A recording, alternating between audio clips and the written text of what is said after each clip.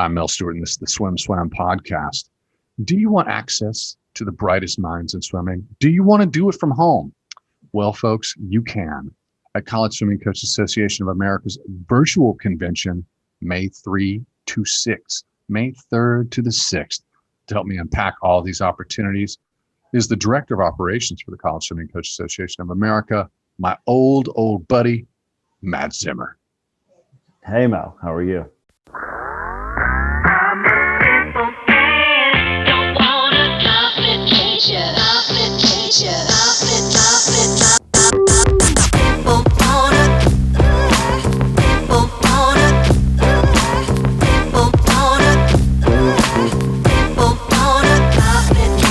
I'm glad that you have taken the time to do this. I'm glad that the swim community, the swimming family is waking up. And I know we've gone through some tough times, but there's a lot of bright spots that are on the horizon, and this is one of them. We hope so. That's the plan, right? I mean, if we're going to do something safely and we're going to do it big, we might as well go all in. And so we developed this concept of the virtual convention. We've all done Zoom. We've all done the usual.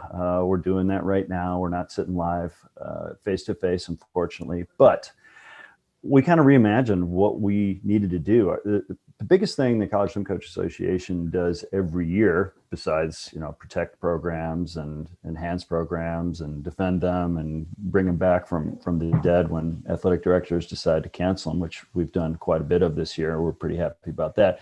Okay, so the second biggest thing that we do is this convention every year, and we've done it in person for 30, 40 years. It's been around for a long time. And it's been a really great meeting spot for the college community to get there. And it's just the college community so far up until this year. Well, as of last year, that kind of froze for all the right reasons. And we couldn't go forward with that. So we're going a fully virtual event this time around. And we've kind of rethought what it could be when we're not flying people in and we're not sitting down for bad hotel chicken dinners, and we're not trying to find a hotel pool to do technical demonstrations and let coaches be in their natural element and do their technique talks and sit in there and have our athletic directors, who we would never be able to get to come to a location. They can do it from their spot and speak about the truths that's really happening in not only in swimming but in athletics. And that's something that all coaches across the board need to hear with a lot of truth, that there's some tough times out there, and we've all got to be ahead of that curve. I have the best conversations with our peers, with parents, with coaches, with swimmers but oftentimes it's usually a coach, and it's on deck. What's that on deck conversation? The on deck conversation when it comes to convention has been the same for me for going on 15 years, because I was away from swim and I came back. And it was always bottom lined with College Swimming Coaches Association of America does the convention right. And it made sense to me because, of course, it was always a smaller organization. It wasn't as big as ASCA, but it was focused. It was based. I don't want to throw ASCA under the bus, but I felt like because of the size and the management, this was focused, and people felt that they came away and they felt like they'd be better coaches for what they've learned. So I didn't know this, but you helped me with a little bit of background information. I didn't know that CSCAA had been around since 1922. It is we don't like to use the term oldest. How about the most seasoned of all coaches associations? So we're very fortunate that we have quite a long track record. And it's funny because we all remember, I say all, but many of us remember going down to Fort Lauderdale for a winter training trip, or at some point doing, a winter training trip. And, God willing, we'll get back to that and be able to do that again. That's where the forum started. And that's really where the quote unquote convention began many years ago, I think in the 60s, where college coaches would go down there for training trip and they would gather, and they could be themselves. They could talk about the sport. They could talk amongst their peers and really work together, not only on deck, but kind of in the classroom, in the boardroom, in between their training sessions. They had nowhere to go, and they were, swim geeks like the rest of us. So they wanted to sit around a room and talk about technique and training and all that other stuff. That's what the convention started from. So you're absolutely correct that we wanted and have always felt good about maintaining kind of that close-knit community of the college coaches. And we want them to be able to work and help and support each other. So I agree with you. No reason to throw any other organization in a bad light. But we like the size that we are. We were right sized. We had a really good active membership, and they continue to be a very active membership this year in particular. Thank God. We've got some of our best retention ever that we've had for people coming back and maintaining their membership. That's a big deal when, you know, budgets are slashed all over the place. So we feel very strongly about keeping that intimacy and keeping that laser focus on a really good experience. And, you know, for better, for worse, we are a non-for-profit organization. So every dime that we get in, we make sure that it's appropriately put back into whatever program that we put out. We are not a large organization. We've only got 3 of us and a lot of really phenomenal volunteers that help us out on all levels. And with that very active group, we want to make sure that every dime somebody gives us, they're going to earn at least that much in return, whether it's in programming or support or defense or education, you name it, we're going to give them back everything that we get. This is a lot of value. And what people need to realize is that first, Mel screwed up and didn't tell them where to go. If you want to sign up and you want to check this out, you got to go to their platform, and it is beautifully designed. College Swimming Coaches Association it feels like an association that is of 2021. I love what you've done with the site, and I'm very judgmental about sites. So if you want to go and you want to sign up, go to this page, guys. Press pause and swing on over on your iPhone or your computer to cscaa.org/convention. cscaa.org/convention. We're going to put this in our post as well. And what amazed me about this is that, you know, you've got, it's a lot of days. It's jam packed. I've got the sneak peek at the list of coaches and speakers, and the list is growing. And the cost for a coach, specifically for, you know, for a college coach, it's $100. But for, you know, if you're a club coach and like, I've always wanted in on this, it's not prohibitively expensive. It's $129. How did you lower the rate? Well, like I said, we're not for profit. So every time we get, we're going to get back. And this is not the year to gouge people. That would be insane. Even though I think by all measurements, we've got the best lineup of speakers that we've ever had. The fact is, we're not flying anybody anywhere. We're not putting them up in a hotel. We're not feeding them, you know, chicken dinner off the buffet line. We're saving a lot of money to do that. So we also have a lot of generous support from not only our sponsors, but our speakers who volunteered their time. We haven't paid them to do this. They want to do this because they feel it's very important and they've got a message, or we've reached out to them and say, hey, you're doing some things differently. You're creating a culture, or you have an understanding of the business practices of a coach, how to have the coach be a CEO. You're somebody who can really speak and help our community. Would you come and join us? And we've got an overwhelming response. That has given us an opportunity to say, could we charge more for this? That wasn't ever even a consideration. It was, what's the right thing to charge this year in particular? And the right charge for a College Swim Coaching Association member is $79. That's pretty cheap. $129 for your full staff. No reason not to put it in. And then to open it up to club and high school and YMCA and international at $129 is, I'm so pleased to see how many people have registered already, and they haven't even blinked. They've seen a couple of things, and it's only going to get better and better. And say, oh yeah, that's a huge value. I'm getting in on that, and it's going to be worthwhile for sure for anybody who wants to be a part of this. And we try to balance things that everybody wants to hear. Somebody like Jonty or Russell Mark or Gary Hall. Those guys are amazing, and they're going to bring the best video stuff that we can put out there and show it to people. But we also need coaches to hear, hey, here's how you protect your program. Here's how you save your program. Here's what you do in an emergency. Here's how you need to set your social media parameters to be successful. It's not just going to be for college coaches. And that's why we finally, I'll say relented, but we said we're going to open the doors to club and high school to allow more people to get a hold of our content. We will have slightly different tracks, so the college coaches can still talk NCAA rules and all the things that club coaches won't have any interest in. But when you're talking about dryland training, when you're talking about 16-week seasons, or you're talking about how you come back, when Bruce Gemmell talks about how we're going to do distance training now after we've had this period off, he's coach of the year. We've got age group coaches, USOPC age group coaches, developmental coaches of the year right now who are coming in to speak to us. College coaches want to hear from them every bit as much as we know club and high school coaches want to hear what the college guys are doing. We got to get more people together. And this is frankly a virtually perfect way to do it. If you're in the swim culture and you understand coaching, it's like we've all have, well, I'm not going to say how old you are or I am, but we witness something in the sport, especially with how coaches evolve in their careers. And oftentimes they start at high school, they start at club. Sometimes they start at summer league and then they step it up.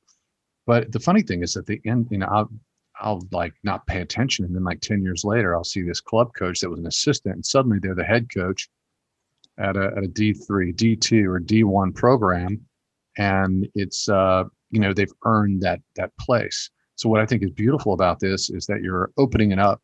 And so these coaches can step in and rub shoulders with, not everybody does this, but with coaches who have careers where they want to be eventually. And I think that has a lot of meaning and value. You have over 50 presenters, there are 50 presentations across a lot of topics: nutrition, dryland, social media training. That's pretty cool. I mean, if you're a coach and you're not, they all have to deal with this, good, Yeah. bad, or indifferent.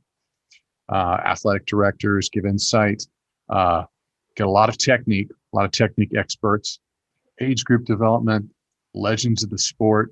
This is deep. This is a lot of value. This is a great investment. Well, we've only had a year to figure this out. So, it's not like something simple like putting a shot in the arm and getting your vaccine. Like we sat back, and I give a ton of credit. I should give all the credit to Greg Earhart, who's our executive director, who really pushed us to say, how do we do something different? And he's not one to just do it different for different sake. He flat out said, like, how do we make the best possible thing? If this is the last convention, the last webisode, webinar, seminar, if this is the last thing we ever do, how do we do it the best? Cross your fingers. This is the last time we do this thing this way. I personally crossing my fingers because I have too much editing and computer stuff going on versus scheduling what kind of appetizers that people need to eat. So that seems to be more of my wheelhouse than this stuff. But we've educated ourselves and we've had really good response. And it's just awesome when you get a hold of somebody, literally the guy that wrote the book on swimming, Ernie McGlishko, says, yeah, I'll do a talk. We're hoping to have more guys like that, whether it's and George Kennedy, total legend in the sport, coming in and talking about what he's seen, and have the athletic director from Ohio State University could never get him in any other situation, and he's like, yeah, I want to do this, and I want to talk about stuff that coaches need to hear. These are things that I am so lucky just to be a fly on a wall about stuff like this. We did a kind of prep session with the social media coaches who've done a really good job, and they really set out a roadmap for all coaches to figure out how not to just walk into a room and tell your athletes, don't post anything stupid, but actually have a plan for recruiting, retention, how, what, where, why, when. And it makes perfect sense. And I'm sitting on a podcast here with my good friend, but I didn't know hardly any of the things that those guys were talking about. So it's the kind of stuff that it's fun to go to school with this, because you're amongst the people that you want to be around, and everybody's got an expertise that we're in a really unique situation to hear it this year. So I'm thrilled just to be a guy sitting back and, press and play, press record, tune in. And I've learned more from doing a bunch of these, webinars, which we did. And that's kind of how we got into this. We pivoted from being able to do a convention. We were doing 3 to 4 webinars a week and really kind of cut our teeth on what kind of messaging do people want to hear?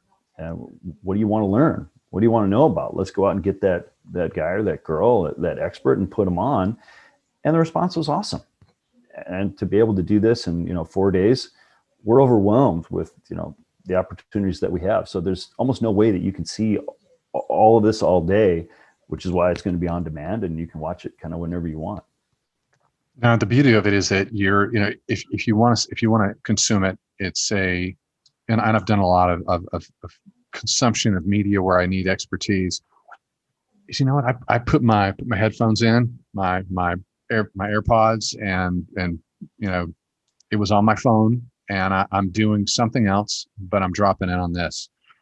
I got to say that what I like most about conventions, what I like most about the community of coaches, is that you never know where you're going to get that nugget of wisdom. You never know when someone's going to give you an insight, and it completely changes your perspective on the sport, whether it's how to engage swimmers and manage their ups and downs, their emotional ups and downs, and their motivation, or something where it's like, wow, you're changing somebody's body position, and they go from being a really good swimmer who's probably going to swim in college to, wait a minute, this athlete could score D1. And that's why you do this. That's why it's not just the investment of money, but that's why you invest the time. Have you ever had a moment like that where someone wowed you and you're like, it's like, yeah, it's awesome. And I tell you, I've got one of my little, it's not going to be a secret now, but one of my most exciting things that we're putting together with this is, we're going to call it like a virtual happy hour Q&A. We love to do Q&As after talks. It's really an opportunity for people to chime in and say, what about this, what about that, or kind of give specific examples.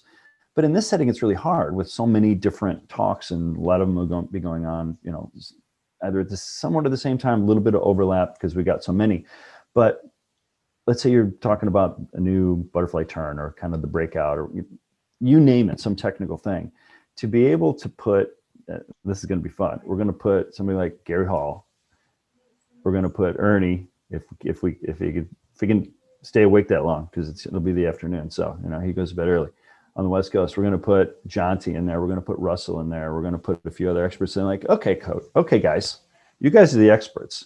Here's my question, because they don't have to agree, and we don't expect them to agree. We don't necessarily want them to agree. But there's a lot of different ways to get from here to there, and then come on back pretty fast. So to be able to put those characters in a room and then have all of us online asking some questions, I think is going to be some of the most dynamic level responses that we've ever had.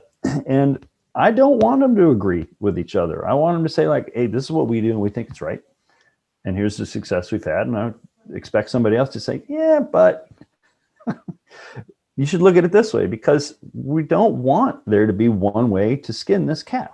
We want there to be a lot of different ways. And ultimately, we're all here to learn, and we don't want to just pigeonhole everybody into one box. Otherwise, we would have never had a Michael Phelps. We will never have a Caleb Dressel. We will never have people to do the things that many of us, every generation, think are impossible. It's interesting in the community of coaching ideas. We have the opposite ends of the pendulum. Just meat and potatoes training. We had the Andrew family that emerged. He turns pro when he's sooner than Michael Phelps. And he's doing this USRPT, and there was a lot of pushback, a lot of how many naysayers were there? How many people said that kid's going to burn out? There's no way that you can't swim with your family. There was like everybody I feel was against that kid. Well, everyone was against him, and at the same time, it was coaches saying, hey, this is also being done by other coaches. They're just, this is another brand, another name.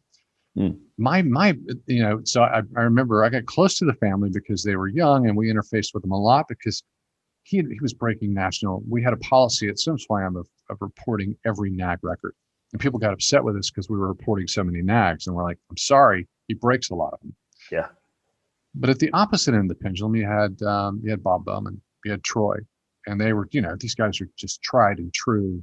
And Mel, you got to do honest work.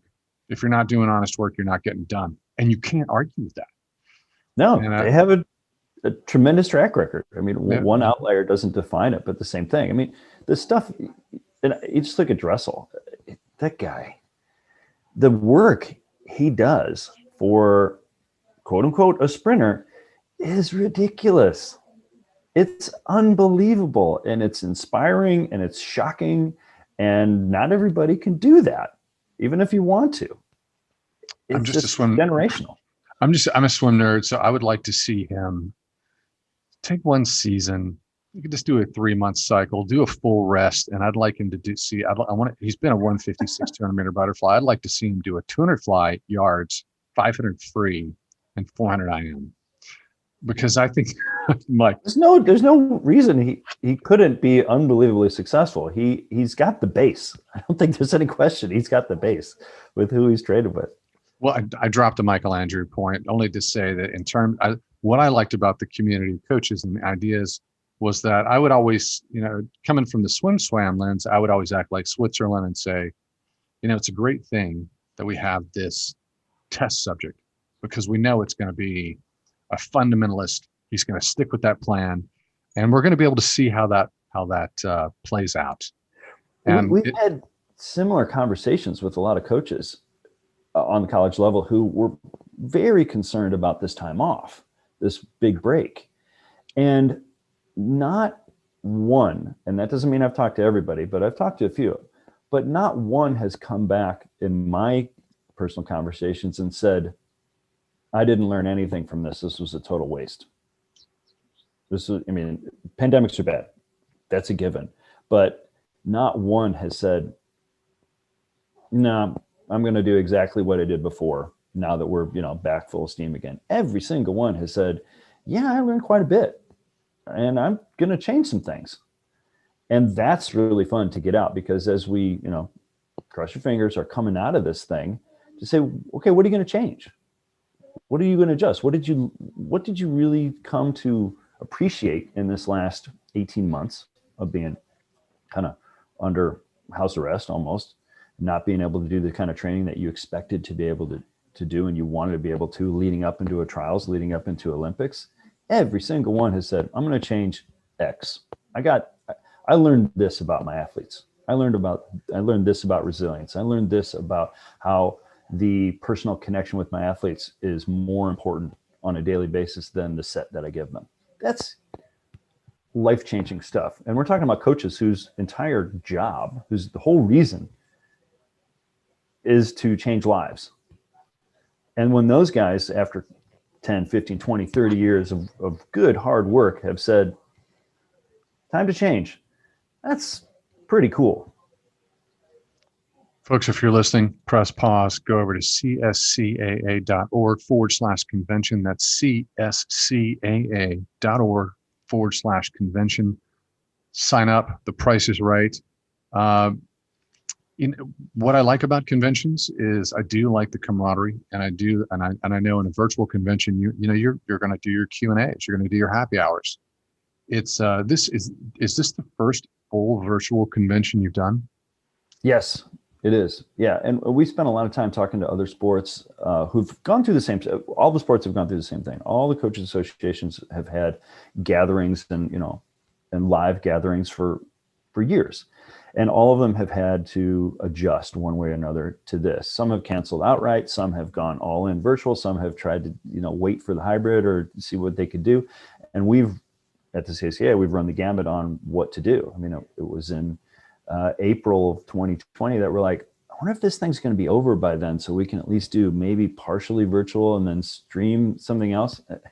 It just seems so antiquated what we were doing. We're trying to figure out how we could pull this off, 13, 14 months ago. But yeah, this is the first time that we've ever done this. And it's an experiment, and it's good. It's a good experiment. And so far so good. Just judging by the number of presenters who said, yeah, I'm looking forward to doing something like that. We know we've got a great lineup, and then looking how far ahead we are any other year in the past with how many registrations we've had, we can see that there's a clear demand for something like this. What's beautiful about it is you have the CSCAA library that's going to be packed. And once you go virtual, you start to treat your content differently. because you want it to be consumable. So just like coaches, CSCAA is also making changes and getting better, and everybody's getting more efficient in terms of communicating with each other. I mean, I think it would be. I think this is worth the price just to drop in for the Q&As. Just drop in for the Q&As. That's the plan. And there's going to be a lot of us on staff who raise their hand, like, we got a question, answer this. And we don't want these talks to be, how many of us have been to those conventions? You sit in the hall, you sit in the back row, and you hear somebody kind of, no offense, but they're droning on and they're just clicking through a PowerPoint, and it's not very engaging. You tend to lose interest, even though you're there. It just seemed like they're there to fill an hour. We told our presenters, if you can get your talk done in 15 minutes, do it. If you got something to say and you want to, break the mold, break some cake, let's eat some cake, let's go. 15, 20 minutes, that's fine. Something consumable that somebody can go watch later if they need to, or come back to if it's a technical thing. Russell Mark was awesome. He put together basically 5-10 minutes on each stroke. Just the best. Totally consumable, very edible, very delicious, and just the right amount. No filler, just pure protein. It was awesome, and we can't wait for him to get up and do it.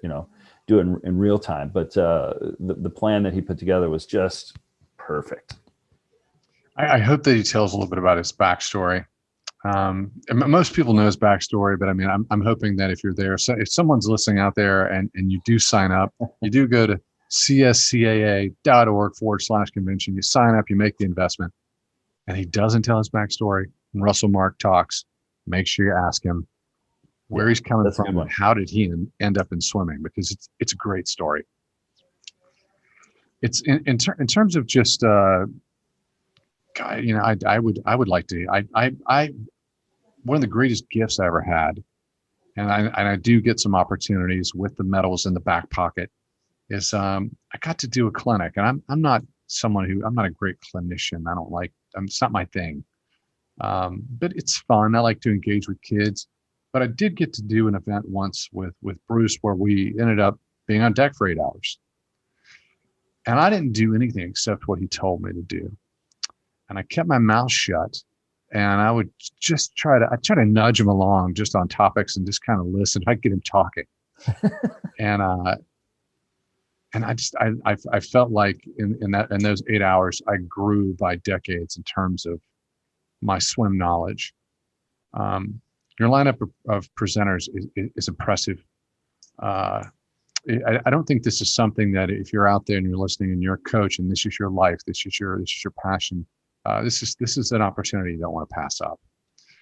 Is there a hidden gem? Is there anything that you could be like, no, we haven't gone public with this, but this is happening too? No, I want to promote everybody that we got. I mean, it's pretty awesome. I'm excited to hear somebody like Joe Plain, who's a junior college coach, talking about here's the value of junior college. I mean, in this year in particular, and probably every year for a lot of folks, they're folks that just either haven't developed to the degree that they could. They can't necessarily afford the full tuition that's going on. They need that bridge, and that this year, like no other, this is one of the years. So he's going to get them to talk about the value of this is going on in junior college. It really is an awesome stepping stone that you can really develop not only physically, but emotionally and spiritually and financially and academically to get you to the point where if you think you could go someplace, you're going to be in the right, you're going to know by the end of it. I'm excited to hear from a couple of younger coaches who we didn't want this to be, old men talking old stories. We wanted to hear some fresh stuff. So to get somebody like Gideon Lowe down in Auburn talking about sprinting, he's one of those guys that's the future of the sport. Getting somebody like Erica Bean, who is former coach at Purdue, and she's working with some really awesome athletes now on nutrition and genetic testing and really some profound stuff to figure out, what you do in the pool is great. What you do in the kitchen is greater, and how you eat and how you consume and how you schedule your body. And she's working with some of the best, and I won't let her talk about it. Bruce Gemmell, how do you not want to hear something like that? But hearing a couple of age group coaches like Josh, high school coaches, even like Josh Runkle, who's done an awesome job at New Trier, taking over for one of the legends of the sport, who was super, super old school. And he had to convince 120 boys and girls to say, no, we're going to train differently now and still find success and still be, top 5 in the nation from a meniscus perspective. Same thing with another young coach down at Bowles, Peter Bierhoff, who was an awesome swimmer for Georgia back in the day and had worked with, David Marsh for a number of years, our good friend, and now is doing his own thing at Bowles. These guys are the future of the sport. And we've got the list. At some point, I just had to tell Greg, like, we need to cut this off. This is too much. If there could be such thing as too much, we're pretty much there. So we need to stop, because every couple of days you're like, yeah, well, you know what you ought to do? I'm like, you need to back up, because we've got too much on the plate right now. And thank God for him, because he just pushed it to a whole new level for what we can do. And it's, and this better than anybody, it's really good to have friends out there, because when you ask, they'll say, yep, I'll do it. And that means everything. And we don't make a dime on this. We really don't. Everything that we do, we put back into making sure the broadcast is good, making sure that we're giving everything that we get in. We just want to be one of those bridges, one of those bright spots in the air. Like, yeah, I really learned a ton, and I'm happy I did that College Swim Coach Association thing. I learned a lot, and I'm taking it home with me. College swimming is it's sort of like a religion in the United States. It is. What church do you belong to? It's like, where did you go? Which conference did you compete in? And it's a beautiful thing, because it defines our lives. And it seems like every time we see a team that is being cut, it feels like you feel like a knife in the chest. It hurts. It hurts personal every time. There's a couple of phone calls you make, and if someone's smart, the first phone call they make is to College Swimming Coaches Association of America to start acting, start working, to start collaborating, and to try and turn it around right then. A lot of people probably start calling alumni, they start talking internally, but in terms of resources, they reach out to the most mature and seasoned coaching association in the United States. It's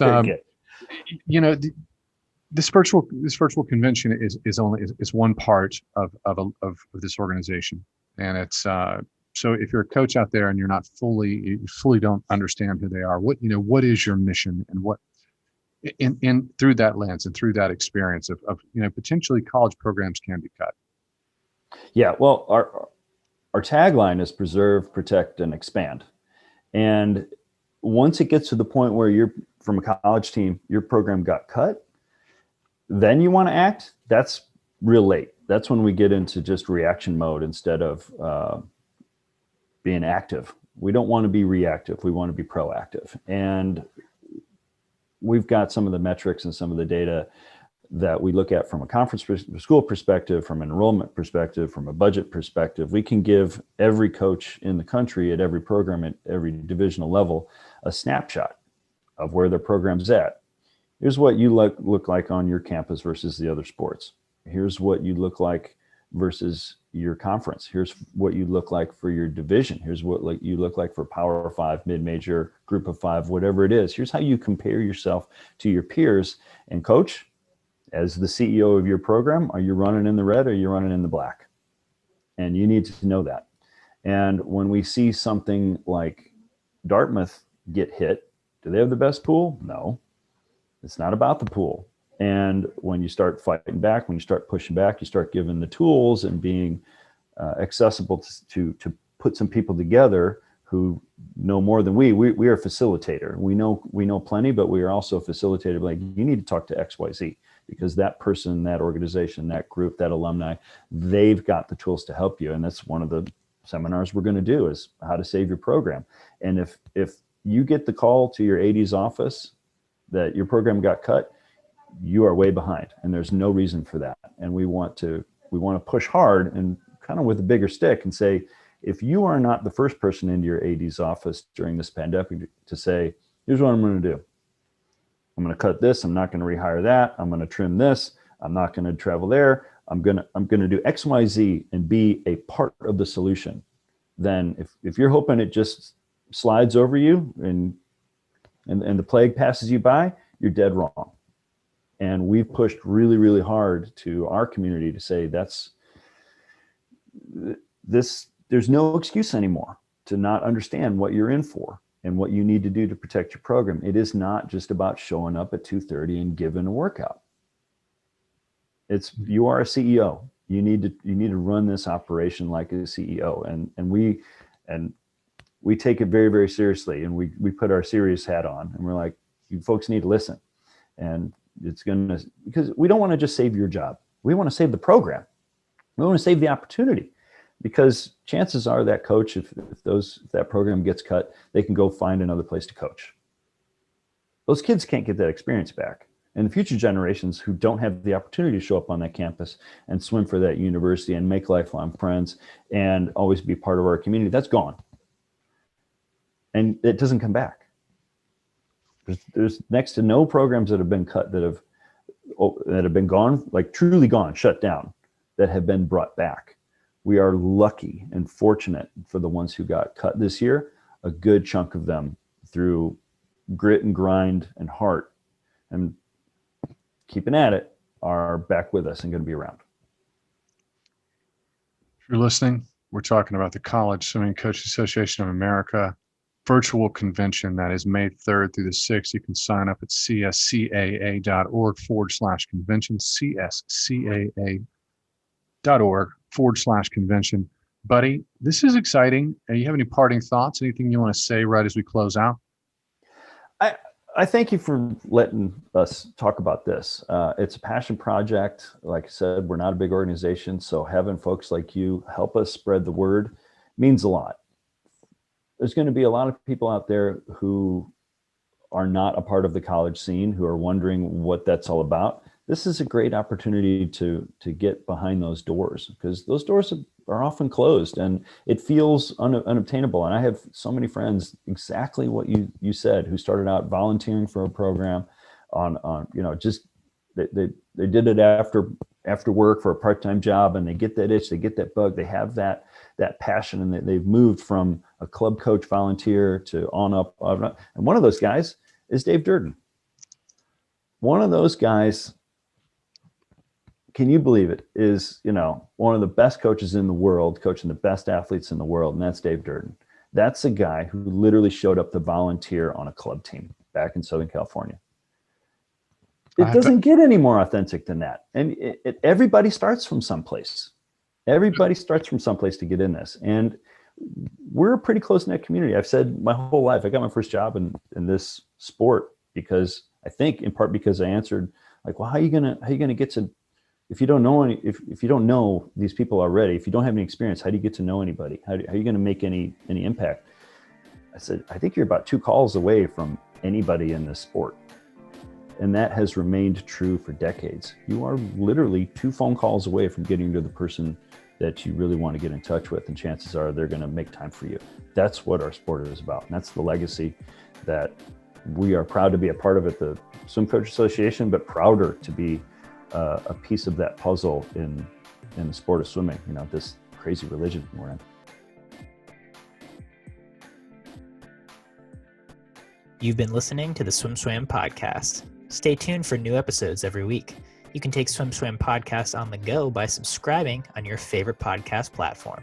Look for links in the description below, and be sure to subscribe to our YouTube channel for more videos as well.